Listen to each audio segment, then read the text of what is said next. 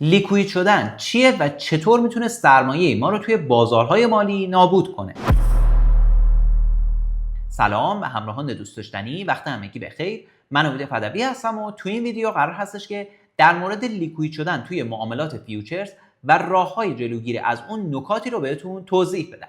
همونجور که احتمالاً میدونین، زمانی که ما وارد معاملات پر ریسکی به اسم فیوچرز میشیم، توی اون معامله و پوزیشنمون گزینه‌ای به اسم لیکویدیشن پرایس یا نقطه انحلال داریم که اگر قیمت به اون عدد برسه، کل سرمایه‌ای که داخل پوزیشن خودمون قرار دادیم رو صرافی ازمون میگیره، ضبط میکنه.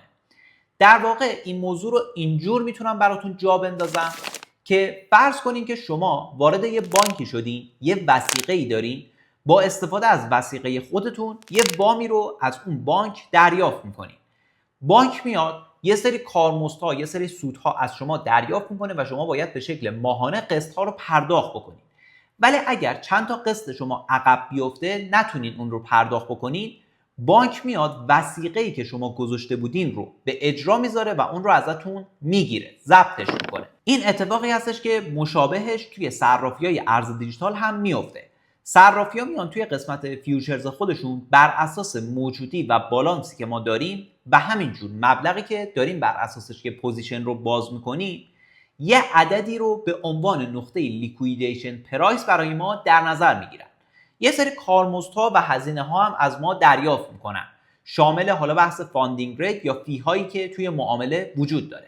ولی اگر قیمت به اون عدد لیکویدیشن پرایس برسه، صرافی دیگه بسنده نمیکنه به اینکه شما کارمزدتون رو به موقع دادین یا فاندینگ ریتتون رو به موقع پرداخت کردین، چون اونها عدد خیلی بزرگی نیستن. میاد کل پوزیشن و مبلغی که داخل معاملاتتون گذاشته بودین رو ازتون میگیره. بعضی از مواقع کل موجودی و بالانسی که توی قسمت فیوچرز گذاشته بودین رو ازتون میگیره.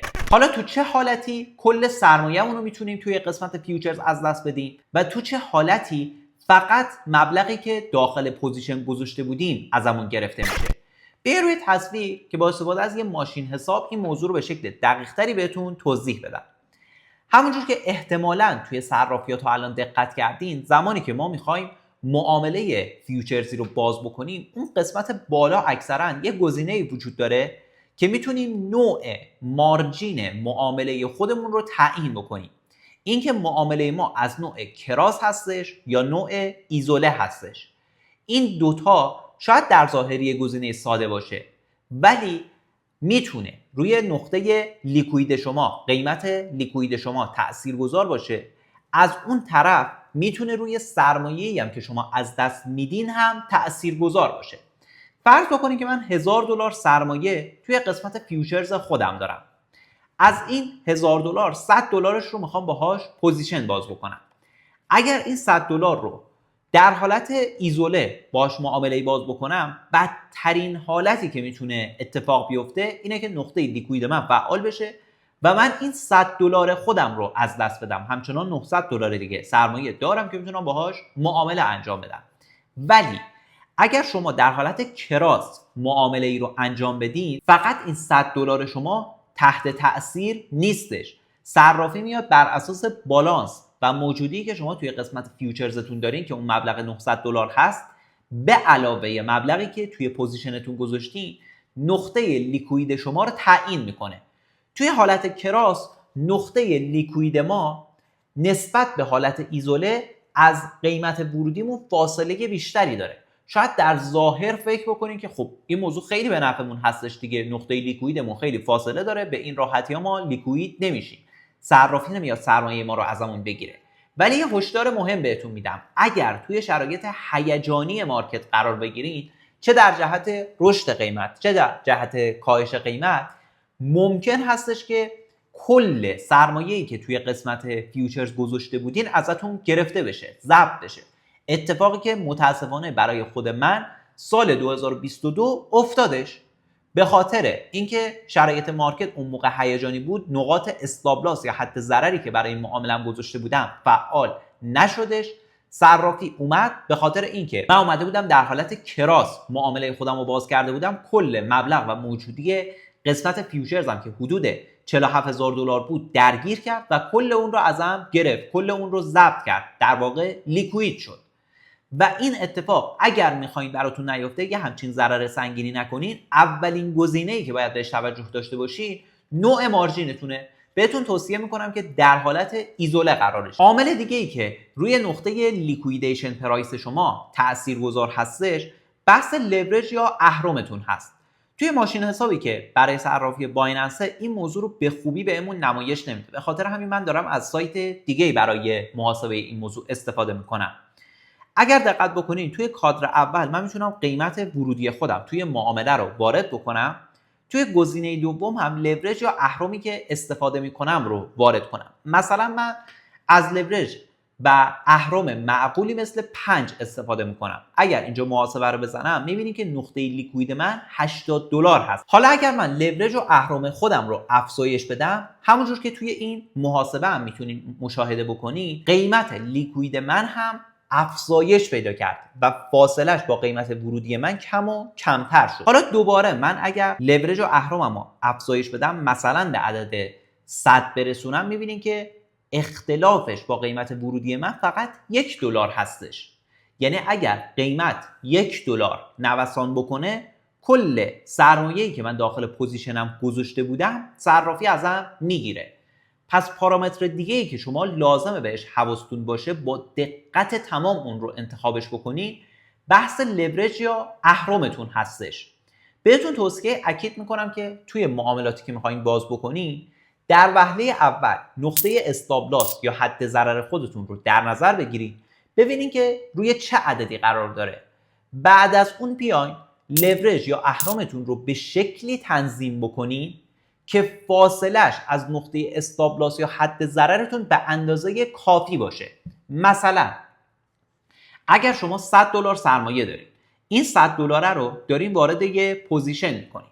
در حالت عادی اگر استابلاس شما بخوره، تحمل ضرر مثلا $10 رو دارین، $90 رو میخواین برای خودتون سیو بکنین، باید نقطه لیکویدتون هم بر همین اساس تنظیم بشه، فاصله خیلی بیشتری نسبت به نقطه استابلاس یا حد ضررتون داشته باشه. برای اینکه این اتفاق بیفته، حالا شما باید از لورج یا اهرم‌های مناسب و معقولی استفاده بکنید. لورج و اهرمی مثل 3، 5 یا نهایتاً 10. بزرگتر از اون رو نباید استفاده بکنید، مخصوصا اگر توی بازار مالی تازه کار هستین. شاید این موضوع جذاب به نظر بیاد که من $100 سرمایه دارم، میام از لورج و اهرمی مثل 20 استفاده میکنم، مثل 50 استفاده میکنم. به یک باره اگر قرار هستش که 2% سود بکنم، با لورج 10 این 2% سود من میشه 20%، با لورج 50 2% سود من میشه 100%. ولی از اون طرف ماجرا هم باید بهش نگاه بکنید. اگر قیمت 1% تغییر کرد، 2% تغییر کرد، الان هم با لورج و اهرم محاسبه میشه. اگر 2% قیمت کاهش پیدا بکنه، با لورج 50 شما 100% ضرر میکنید. یعنی کل این سرمایه‌تون $100 از بین میره، در واقع لیکوید دارین میشید. پس حواستون به این نکات مهم باشه. حتما توی معاملاتی که دارین باز میکنین، اولا مارجینتون رو به شکل درستی انتخاب بکنین و نکته دوم، لورج یا اهرم معقول استفاده بکنین که نقطه لیکویدتون به اندازه کافی از نقطه ورودیتون فاصله گرفته باشه. همیشه هم توی معاملاتی که دارین انجام میدین و واردشون میشین، به نقطه استابلاستون توجه ویژه‌ای داشته باشین. صرفا نیاین نقطه سود یا تارگت رو در نظر بگیرین. این اشتباهی هستش که اکثر معامله‌گرها توی بازارهای مالی انجام میدن و اگر سری به سایت کوینگلس بزنین، به قسمت لیکویدیشن برین، میتونین به شکل 24 ساعته حجم سرمایه‌ای که توی قسمت فیوچرز صرافی‌های مختلف برای خیلی از معامله‌گرها و تریدرها از بین رفته و لیکوید شده مشاهده بکنید که این عددی که الان دارین میبینین توی حالت عادی مارکت هستش. توی حالتی که میبینین نوسان خیلی خاصی هم توی بازار اتفاق نیفتاده. ولی خدایی نکرده اگر بخواد توی مارکت هیجانی رقم بخوره، چه به سمت بالا رشد قیمت، چه در جهت کاهش قیمت و افت قیمت ها، به یک باره میبینیم که این عدد بالای 500 میلیون یا حتی 1 میلیارد دلار میرسه توی 24 ساعت گذشته. حتی تعداد تریدرها و معامله‌گرهایی که لیکوید میشن هم اینجا بهتون نمایش میده، عددش رو میتونین مشاهده بکنید. باز به شکل ریل تایم اینجا میتونید افرادی که سرمایه‌شون رو مدام دارن از دست میدن مشاهده بکنید. اینها همش زنگ خطری هستش که حتما حواستون به لیکویدیشن پرایس یا نقطه لیکوید شدن باشه که از این موضوع تا جای ممکن جلوگیری کنید. امیدوارم که این ویدیو و مطالبش براتون مفید بوده باشه و بتونید با استفاده از اون ضررهاتون رو کم و سودهاتون رو توی بازار مالی افزایش بدید.